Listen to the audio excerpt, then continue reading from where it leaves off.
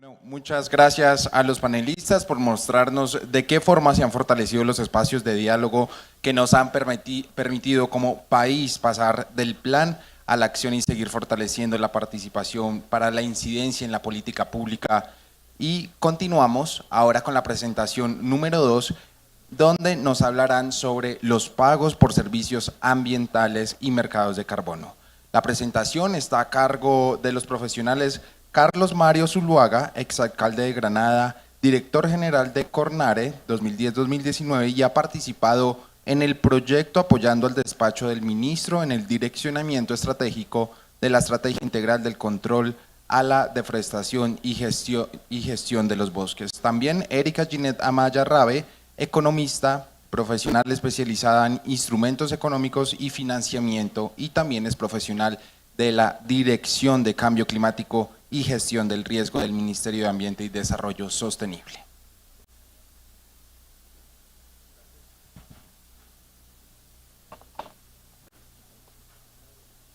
Buenos días para todos. Inicio como terminó el panel. Bien lo dijo.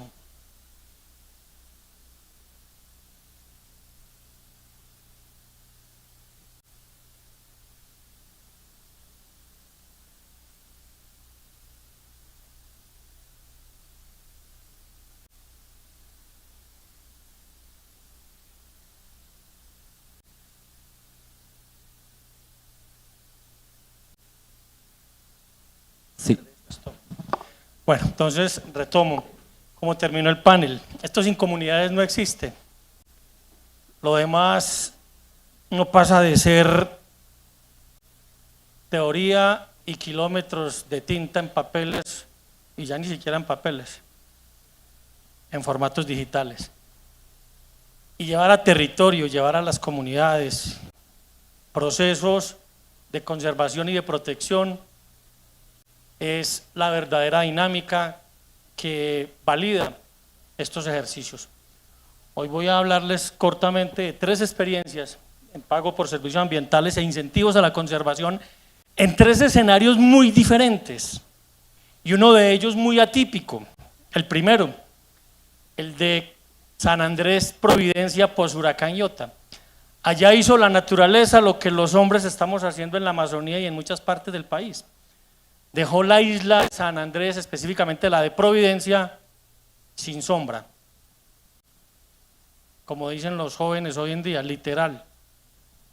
Allá los pocos árboles que quedaron en pie quedaron sin follaje.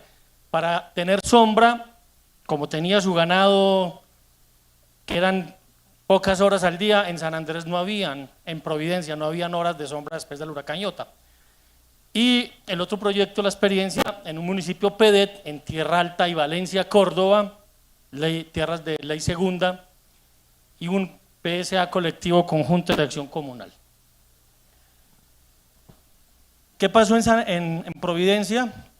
Llegado el huracán, acabó con todo el bosque seco y destruyó gran parte del manglar que había allí.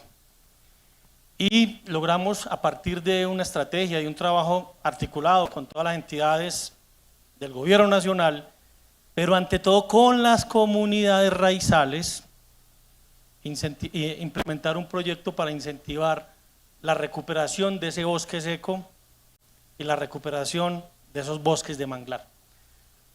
Como dice la normatividad colombiana, que se ha ido fortaleciendo a partir de los acuerdos de paz. Yo eso lo recalco mucho porque si bien antes existían PSA incentivos, después de el COMPES de paz, después de el decreto ley 870, esto terminó teniendo una normatividad, se hizo una validación de un incentivo para definir unos costos de oportunidad a esas comunidades raizales.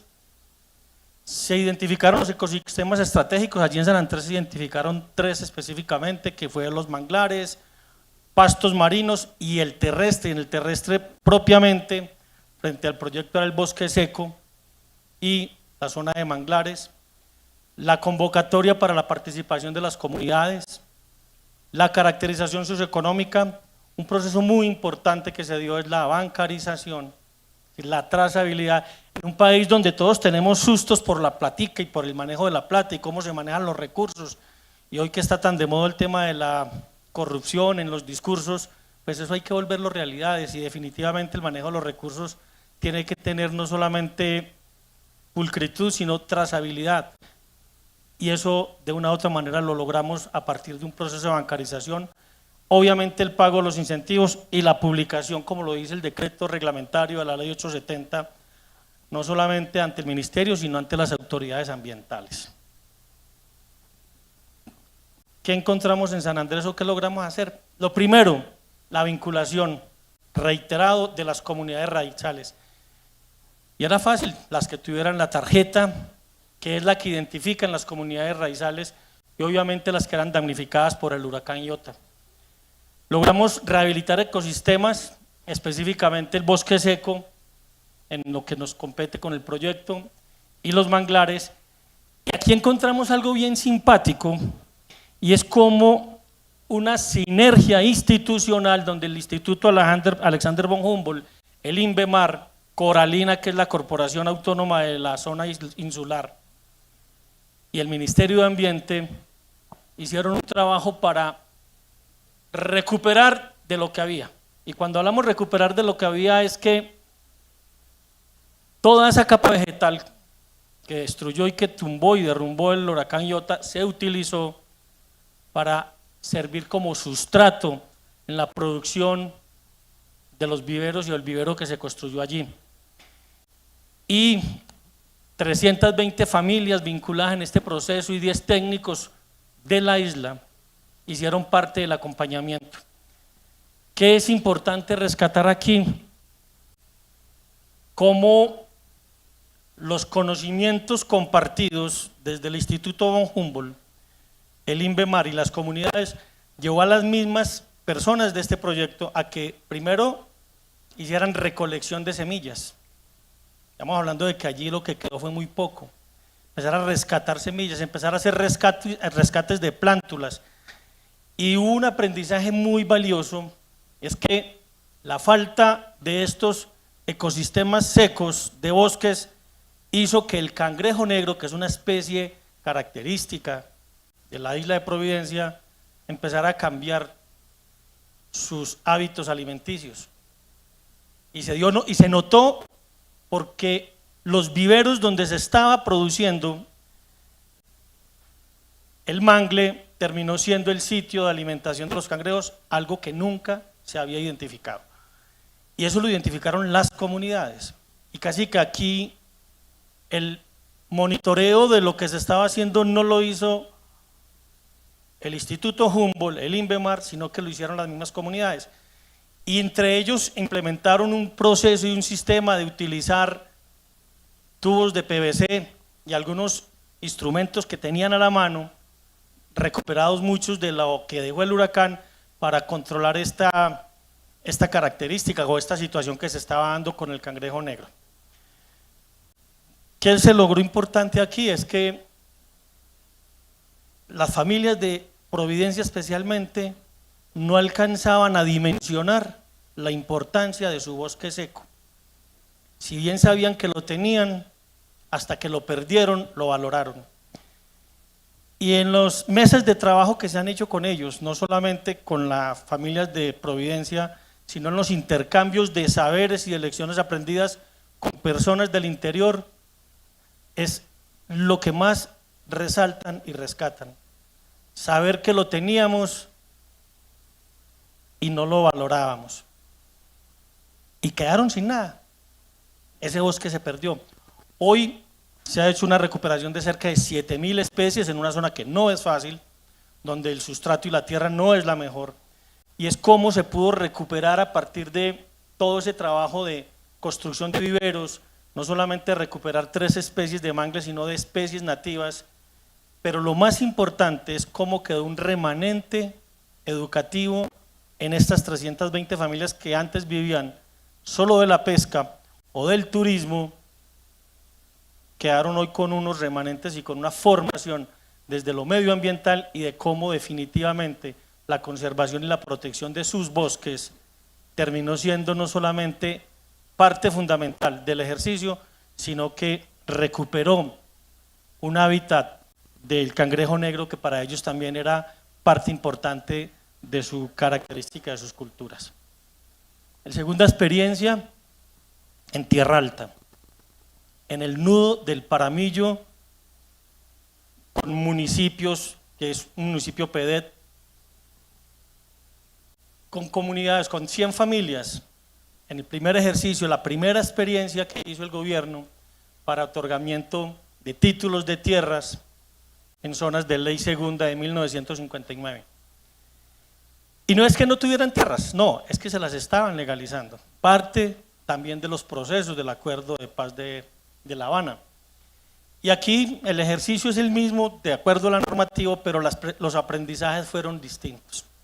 Aquí el aprendizaje es que lo más importante que había que hacer era cómo generar confianza en un Estado que nunca ha estado, valga la redundancia.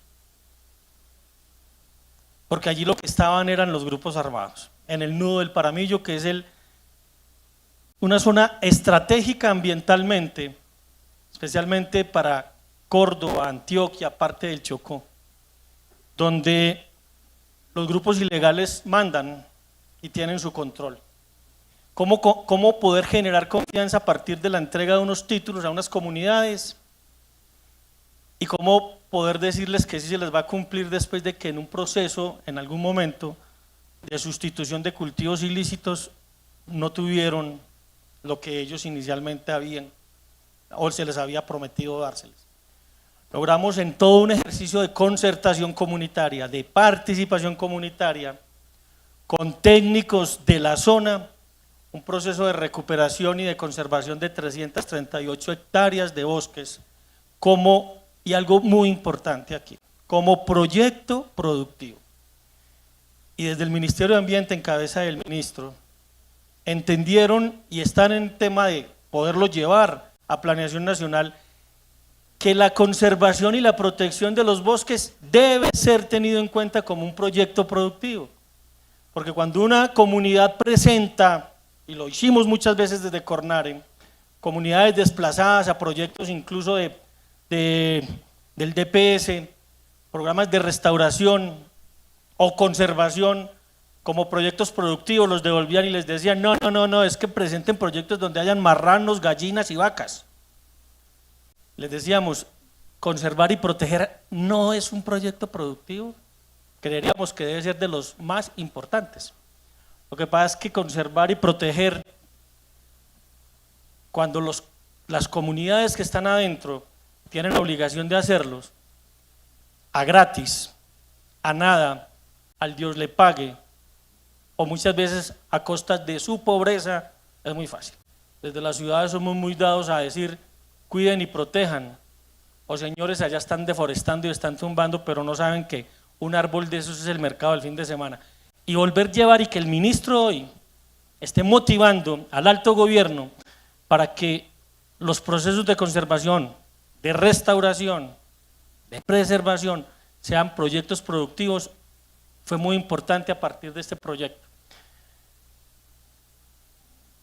El tercer proyecto era un proyecto colectivo, con las juntas de acción comunal. Es un proyecto también de iniciativa del Ministerio de Ambiente, por el Ministerio del Interior, con una convocatoria abierta, cerca de 700 juntas y organizaciones comunitarias se presentaron a esta convocatoria y logramos de estas cerca de 278 juntas, más de 10.000 personas, hoy en un proyecto de conservación donde cada junta siembra 10.000 árboles, importante el acompañamiento técnico, más de 80 profesionales, y algo que se ha trabajado mucho es el rescate de material arbóreo, y ese rescate ha generado que haya aumentado inventarios de especies que en algún momento se consideraban que no estaban en las regiones, pero que por las mismas características de la naturaleza, por lo que siempre nos han dicho, por la fauna, por las polinizaciones, especies que estaban dispersas hoy se han logrado rescatar, se llevan a viveros temporales, pero lo más importante es que todo este proceso se hizo en zonas de protección de microcuencas y en zonas de interés ambiental de todas estas juntas y todas estas organizaciones comunitarias.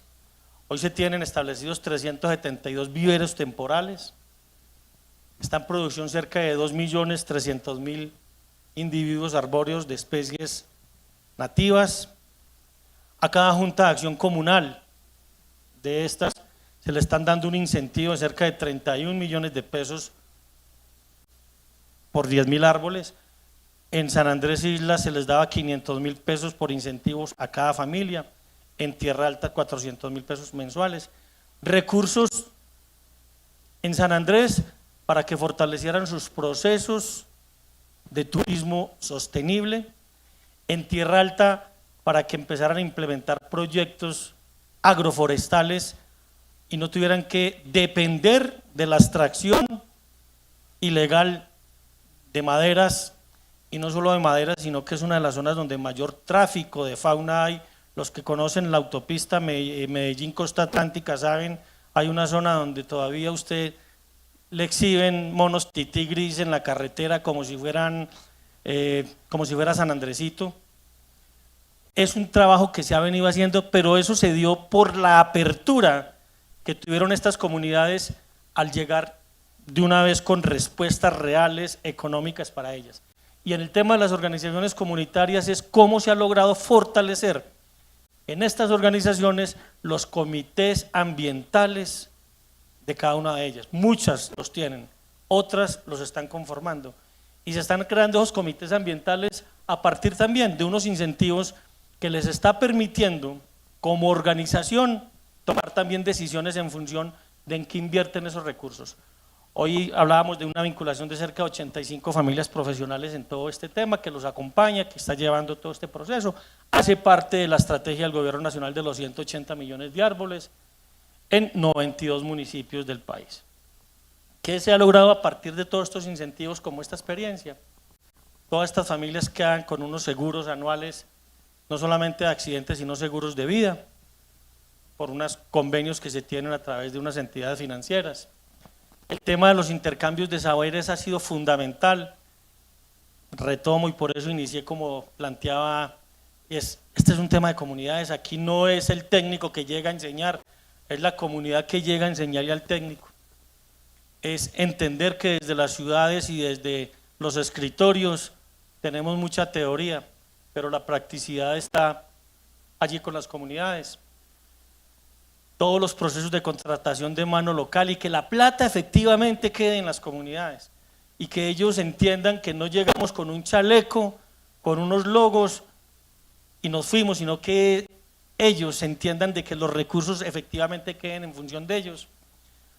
Los pagos oportunos, los acercamientos al Estado y todo ese fortalecimiento de estos vínculos. Hoy poder fortalecer y poder dinamizar este tema de los pagos por servicios ambientales, de los incentivos a la conservación, va a terminar siendo una herramienta poderosísima para que el Estado, la sociedad civil y todas las personas podamos llegar a estas comunidades donde históricamente han hecho una labor, que la han hecho en su gran mayoría gratuita, y es conservar y proteger, desafortunadamente, muchos a costa de su pobreza. Y la discusión, con esto termino, cuando muchas personas dicen que darles incentivo a estas comunidades eso es un beneficio perverso, pues yo 10 años que venimos en esta lucha a decir, reconocerle a los que realmente conservan y protegen no puede ser perverso, yo creo que es sensatez, porque nada más veloz que un campesino con hambre y con una motosierra en la mano. Eso acaba lo que quiera. Y decía la madre Santa Teresa de Calcuta, el mayor depredador del medio ambiente no es el hombre, es el hambre del hombre. Muchas gracias.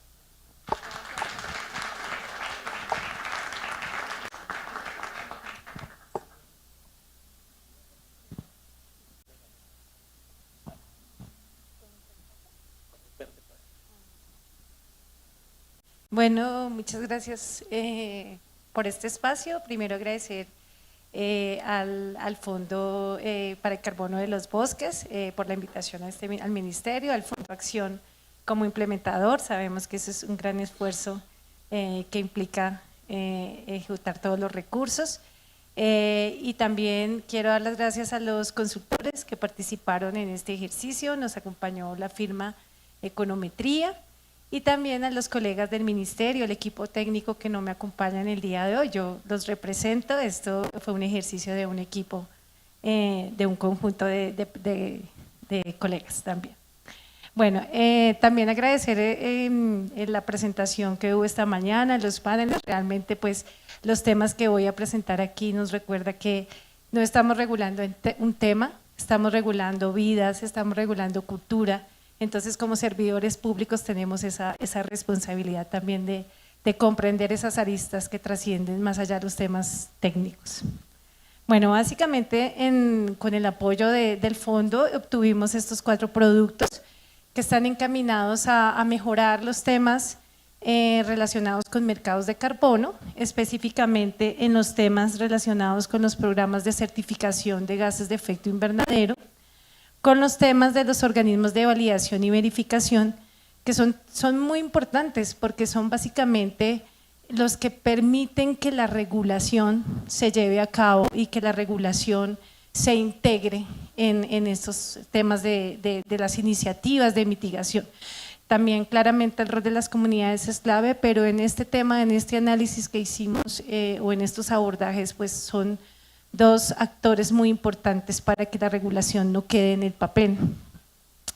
Otro análisis que se hizo fue la guía didáctica de costos y análisis financiero para proyectos. ¿Por qué? Porque pues generalmente hay muchas consultas frente a cómo hago un proyecto de carbono, cuánto me cuesta, cómo puedo hacer un análisis financiero, es rentable, no es rentable.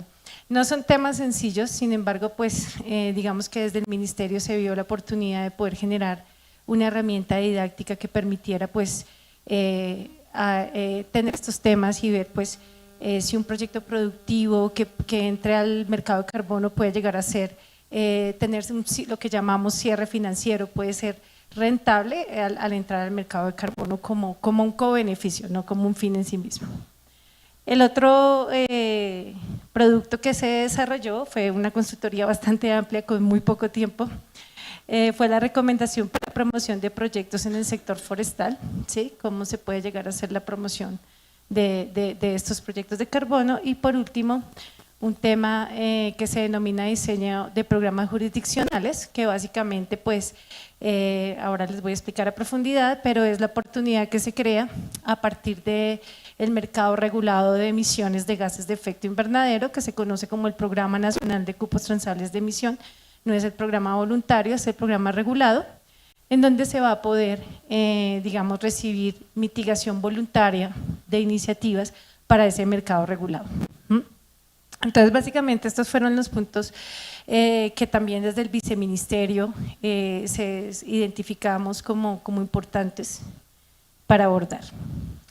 Entonces, primero los principios y criterios, básicamente, pues, para no entrar tan en frío en la presentación, una iniciativa de mitigación tiene una serie de pasos que se deben cumplir para llegar a tenerla, ¿sí?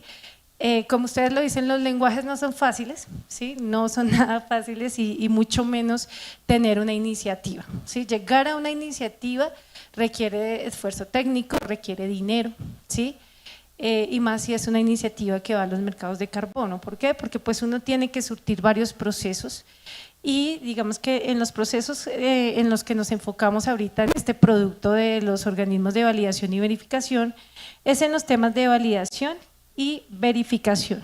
Son temas muy importantes. ¿Por qué? Porque pues son los que van a permitir que efectivamente lo que la iniciativa está planteando lo va a cumplir. Y es en el proceso de verificación cuando va al auditor que dice si efectivamente se cumplió todo, ¿sí? Entonces, pues digamos que son procesos que le permiten dar veracidad y transparencia a los resultados obtenidos, a los bonos de carbono, lo voy a llamar así. Entonces, ahí quisimos poner la lupa Y también digamos que es importante que ustedes aquí comprendan que el ministerio no tiene competencias para todos estos temas necesariamente, y ahí nos genera una complejidad, ¿sí? Porque el ministerio, si nosotros quisiéramos poder regular muchos aspectos de los programas de carbono de los organismos de validación y verificación, pero el ministerio no les llegan hasta allá las competencias. Entonces digamos que es buscar la manera como desde la integridad ambiental, como desde los temas ambientales inherentes a esos resultados podemos generar regulación. Entonces básicamente nos enfocamos en estos dos aspectos, que es la validación y verificación de primera y tercera parte. Son aspectos que se incluyeron dentro de la resolución 1447 de 2018, pero pues que les faltó como un mayor desarrollo. Entonces por eso pues se está planteando sacar una pieza normativa, una pieza regulatoria que dé mayor claridad frente a estos temas. Entonces básicamente la validación de primera parte lo que se busca es que esas acciones de mitigación, esas iniciativas que no van para el mercado de carbono, y esto es importante tenerlo muy claro, que no van al mercado de carbono, pues pueda tener una validación o un proceso de validación y verificación de primera parte, claramente respetando siempre el tema de la independencia, ¿sí? Pues tampoco puede ser que yo mismo me audite todo, sino pues que respetando el tema de la independencia. Y por otra parte está el tema de la tercera parte, que es obligatorio cuando la iniciativa vota al mercado de carbono, ¿sí? Y básicamente pues se tiene que cumplir pues con una serie de criterios. La consultoría ¿qué análisis hizo para llegar como a tener esos insumos regulatorios que ahora les voy a mostrar sin entrar a profundidad? Hicimos un análisis del marco jurídico y conceptual sobre estos temas, ¿sí? Sobre estos temas de primera, tercera parte, la experiencia internacional también recogida a través de organismos de evaluación y verificación, un análisis pues de todos estos hallazgos o de toda esta investigación realizada, y por último un anexo con una reglamentación propuesta, como con un insumo borrador de la reglamentación. Básicamente, ¿qué reglamentación o qué insumos tuvimos para la reglamentación por parte de la consultoría, por parte de los equipos? Unos principios para darles a los organismos de validación y verificación, criterios generales y específicos para procesos de validación y verificación, el deber de imparcialidad e independencia, la evaluación de conflictos de interés, el tratamiento para discrepancias materiales y otros incumplimientos, y criterios de acreditación. Esto es básicamente pues como los diferentes análisis que se realizaron, y pues en el ministerio está a puertas estamos en el proceso de desarrollar esta regulación que va a estar encaminada pues a dar esos lineamientos, esas orientaciones para los temas de los organismos de validación y verificación en los temas de validación de primera y tercera parte, y como les decía también en los temas como de aclarar algunos aspectos que quedaron en la resolución 1447 asociados a estos temas que no se desarrollaron a profundidad. El otro tema que abordamos es muy similar al anterior, pero esta vez enfocado en los programas de certificación de gases de efecto invernadero, que básicamente pues son los programas que emiten los certificados de carbono, por decirlo de alguna manera. Son los que finalmente tienen las metodologías en las que se basan los proyectos, y con base en las normas y metodologías que tienen estos programas termina haciéndose la emisión de los bonos de carbono. Entonces básicamente, ¿por qué son importantes los programas de EGI? Pues porque son, digamos, bueno, estos tienen un origen privado, pues digamos que uno de los programas iniciales en los mercados de carbono fue el MDL y el Mecanismo de Desarrollo Limpio. Sin embargo, pues hubo un momento en donde este mecanismo, por temas de costos de transacción, por varias cosas, pues como que dio paso a otro tipo de programas que ya no están regulados necesariamente por la Convención Marco, y son programas privados, ¿sí? De origen privado. Como les decía, su importancia es que estos programas adoptan metodologías de cuantificación o reducción de emisiones, también tienen principios operacionales frente a cómo se deben desarrollar las iniciativas de mitigación, como los criterios de elegibilidad de los proyectos, cobeneficios, adicionalidad, procesos de registro, en fin, digamos que los programas de carbono tienen un rol muy importante en todo el desarrollo y la implementación de la regulación asociada a mercados de carbono.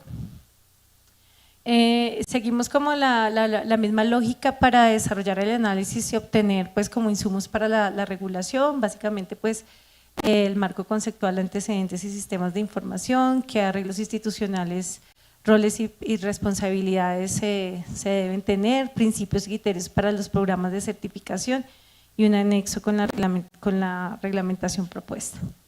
Y básicamente pues los insumos que se desarrollaron se enfocaron en los principios de los programas de certificación, los criterios mínimos que podrían tener las metodologías, como tener en cuenta las líneas base, el nivel de referencia, ¿sí? Que son muy importantes para que la mitigación sea cierta, sea confiable, no que se inflen líneas bases, el registro de iniciativas y certificados, criterios de línea base y autoevaluación de cumplimiento y el tema de otras objeciones. También fue pues como los insumos que se obtuvieron para hacer la regulación.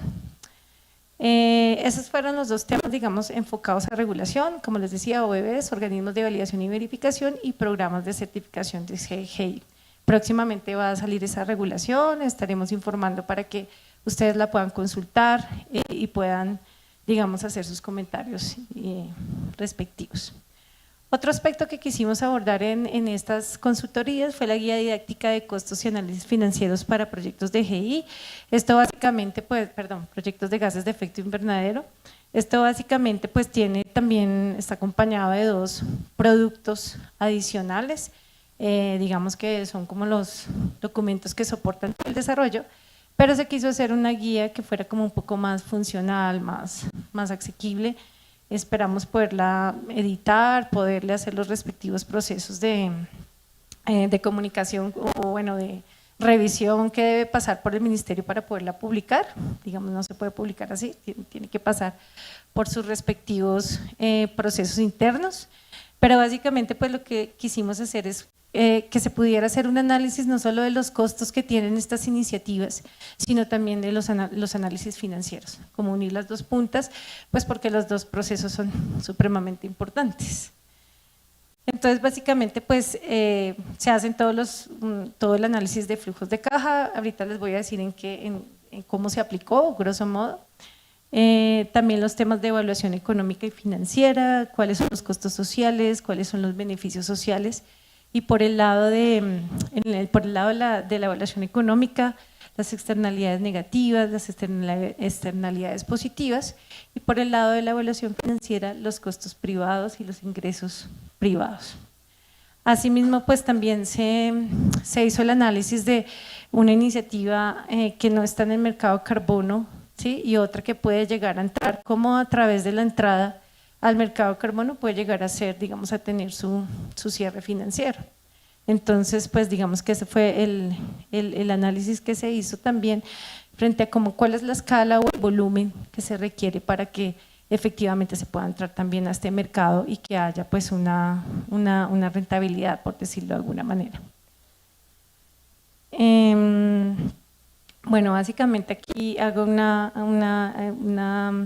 desagregación de qué se tiene en cuenta en los análisis financieros, estimar los costos y los ingresos de la actividad, estimar los costos de la certificación, porque si va al mercado de carbono pues hay que tener en cuenta estos costos, ¿sí? Cuánto cuesta certificar los resultados y todo lo que hay detrás, y también estimar los ingresos en el mercado de carbono, ¿sí? De acuerdo a los resultados que yo voy a generar, pues cuántos ingresos podría llegar a obtener de acuerdo al precio que esté en ese momento ofertando el mercado. Básicamente estos análisis se testearon o se hicieron una aplicación en 21 estudios de caso en donde se tomaron diferentes actividades, la conservación de bosques, la restauración de ecosistemas, sistemas silvopastoriles, sistemas agroforestales, generación eléctrica y transporte, porque pues digamos que si bien el mercado o a través de la no causación del impuesto al carbono, que es pues donde se está generando la mayor generación de bonos de carbono, por decirlo así, es forestal, más o menos el 86% en estos momentos de la oferta viene de proyectos forestales, pues no es exclusiva solamente de proyectos forestales, también pueden haber otro tipo de proyectos más sectoriales como generación eléctrica o transporte que también pueden generar este tipo de resultados. Y digamos, bueno, acá se hizo un análisis de las iniciativas de mitigación, cuáles son los costos que se tienen fijos, los costos de operación, los ingresos, antes de participar en el mercado de carbono, el beneficio o el costo sin participar en el mercado y después se hace el análisis de cómo sería el otro escenario si la iniciativa llega a participar en el mercado de carbono, cómo esos ingresos podrían llegar a generar pues una cambio de dinámica en el proyecto. Y por último, pues como les decía, se aplicó el análisis financiero integral, o sea, para ya terminar de ver como todo el panorama respectivo del ejercicio. Esta herramienta viene acompañada de un Excel, ¿sí? En donde se puede, pues, digamos que viene formulado, ¿sí? Se va metiendo la información y acorde al proyecto, a las características, pues se puede utilizar para obtener, digamos, pues, el respectivo análisis financiero de la iniciativa. Bueno, el cuarto producto son recomendaciones para la promoción de proyectos en el sector forestal. Básicamente, en este producto se hizo un análisis de limitantes y acciones frente a pues, la promoción de los proyectos y básicamente pues, se encuentran dentro de las barreras o dentro de las limitantes, la delimitación física de la frontera agrícola, la declaración y limitación física de territorios forestales. Entonces, pues las acciones es materialización de fronteras agrícolas, pecuarias y forestales, vigilancia en territorio. Otro limitante es apoyo a actividades forestales, agrícolas y pecuarias sostenibles, desarrollo de programas jurisdiccionales, proyectos piloto y proyectos sombrilla, oferta de recursos técnicos y financieros, perdón, esa es la limitante, y promoción y apoyo a proyectos y actividades agroforestales, formación de masa crítica, bolsa de proyectos, bolsa de patrocinadores o padrinos y feria de proyectos. Esas fueron como las alternativas, acá se las mostramos, cómo se pueden hacer posiblemente encuentros entre los diferentes actores del mercado. Me quedan 5 minutos, entonces bueno. Y aquí pues también otra de las propuestas es generar un portal web. Esto ha sido digamos un tema que ha sido reiterativo en el ministerio de cómo acercar la oferta y la demanda, cómo generar un espacio en donde estén los diferentes proyectos, los diferentes programas de GEI, bueno, que haya como todo un encuentro en una plataforma específica. Sin embargo, por temas de viabilidad jurídica, el ministerio no puede generar este tipo de espacios, ¿sí? Digamos que el ministerio no, como esto se daba en el marco de la no causación, el ministerio no puede cobrar por un trámite, en fin, ahí hay varias variables que impiden que, si, por más que se quiera generar esa plataforma desde el ministerio, no se pueda en este momento por temas jurídicos. Y por último, se desarrolló un producto relacionado con los insumos para el desarrollo de programas jurisdiccionales. Aquí pues no voy a usar todas las diapositivas en aras del tiempo, pero básicamente lo que se buscaba con este ejercicio era profundizar uno de los aspectos que quedó en el diseño del Programa Nacional de Cupos Transables de Emisión, que básicamente es el programa regulado de carbono, es decir, ya no estamos hablando de reducciones o remociones de gases de efecto invernadero, de bonos de carbono, sino que aquí ya estamos hablando de emisiones de gases de efecto invernadero, ¿sí? Se pone un límite a las emisiones y eso es lo que se comienza a intercambiar en el mercado. No voy a profundizar, eso daría para otra sesión, pero con gusto.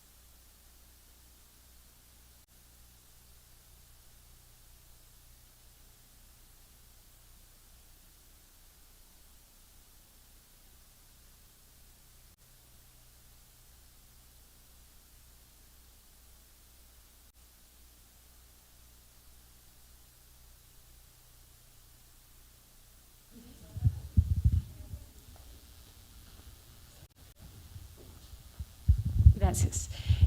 Básicamente, pues, se pone un límite a las emisiones y se comienza a hacer todo un tema de transar, en nuestro caso, cupos transables de emisión, pero como les decía, no vamos a entrar en profundidad a este tema porque implica toda una sesión, pero con gusto todos los temas aquí presentados estamos abiertos a poder profundizarlos para quienes estén interesados.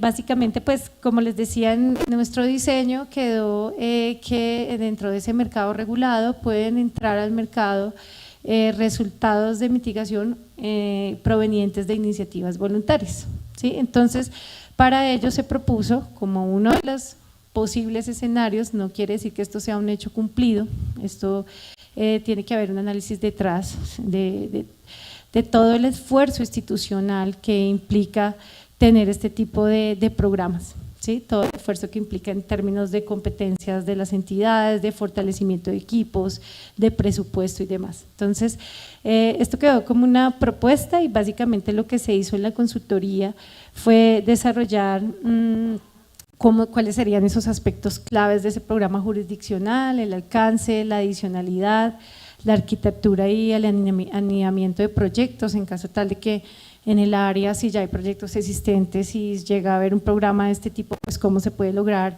esa anidación, que es uno de los temas también más complejos en el marco de cuando llega ya un programa y ya hay un proyecto, anidar y generar todos esos procesos de articulación pueden llegar a ser complejos. Aquí también se hizo un análisis jurídico de incentivos, de cómo se podría a través de incentivos también financiar ese tipo de programas.